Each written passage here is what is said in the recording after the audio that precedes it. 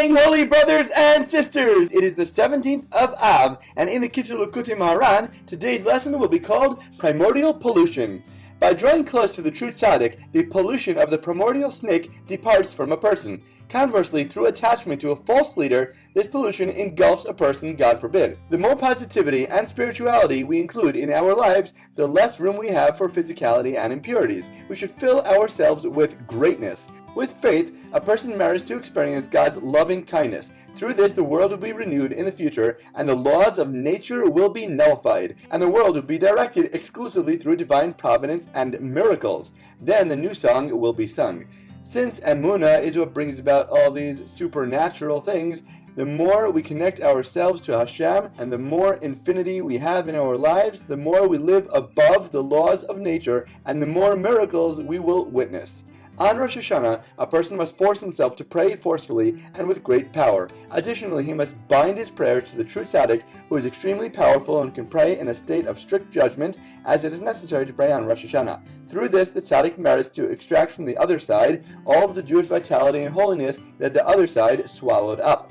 For through the prayer of this very powerful tzaddik, the other side is forced to regurgitate and to free all of the prayers, compassion, and holy understanding that is swallowed up. In turn, God's honor will be increased in the world through the proselytes who convert to Judaism, prophecy becomes prevalent, and holy faith reaches its perfection and false beliefs disappear. This leads to the renewal of the world in the future, when the laws of nature will be nullified, and the world will be directed with the aspect of holiness in the land of Israel, that is exclusively through divine providence and miracles. Then the song and the melody that will be sung in the future will be sung, which is the main delight of the world to come. When we live real belief, we break all bonds that bind us, and lively live limitlessly through lofty love. By means of the shofar blast, the tekiah, shivarim, and the teruah, the rectifications discussed in this lesson are also effected.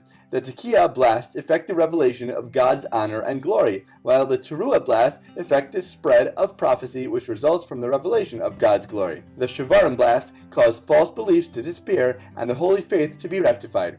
Through the shivarim blast, a person also merits to gain the holy trust in God, as expressed by the verse, "The eyes of all will hope yisaberu in you." Psalms 145:15. The word yisaberu has the same root letters as shivarim, shin, beis, and resh. All the other spiritual rectifications which result from those just mentioned are alluded to in the ideas of Rosh Hashanah and Tishrei, which is the month in which Rosh Hashanah, the New Year, falls. We should use the literal shofar sounds as well as all other blasts in our lives to help shake and wake us up from whatever slumbers that we might be stuck in.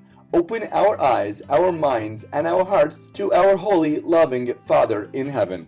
As always, thank you so much for learning together. If you enjoyed this lesson, please remember to like, comment, share, and borrow. And please God, we'll learn again tomorrow.